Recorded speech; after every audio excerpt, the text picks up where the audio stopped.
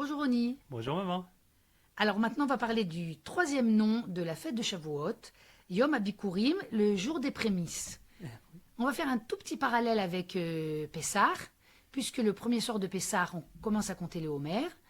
On ouvre entre guillemets la consommation de l'orge, puisque on fait un Homer d'orge, c'est-à-dire une quantité particulière d'orge qu'on amène en sacrifice et qui nous permet de consommer la récolte. Exactement. Donc en fait, le premier soir du Chol HaMoed, en fait, le Ouais. premier soir après Shavuot, Ouais. après Après Pessah, Pessah, on commence mais on commence pas par le blé. on commence par l'orge. On commence par là. Et j'ai fait une petite recherche au niveau agriculture et j'ai vu une différence entre l'orge et le blé. L'orge, c'est une plante qui a des cheveux. Ça veut dire que la moisson de l'orge ne se fait pas pareil que la moisson du blé. Comme elle a des espèces de franges, il faut d'abord les enlever. Et pour un agriculteur, le signe de la récolte de l'orge, c'est que la tête de la gerbe s'incline. Alors que le blé, quand il arrive à maturité, il reste droit.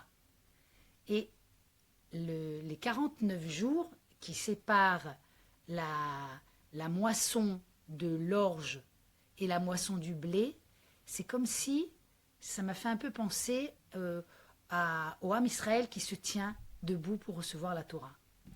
Oui, c'est très joli. C'est qu'en fait, entre l'orge et le blé, en fait, entre Pessah et Shavuot, c'est que l'orge aussi quelque chose. Les hommes ne mangent pas beaucoup d'orge.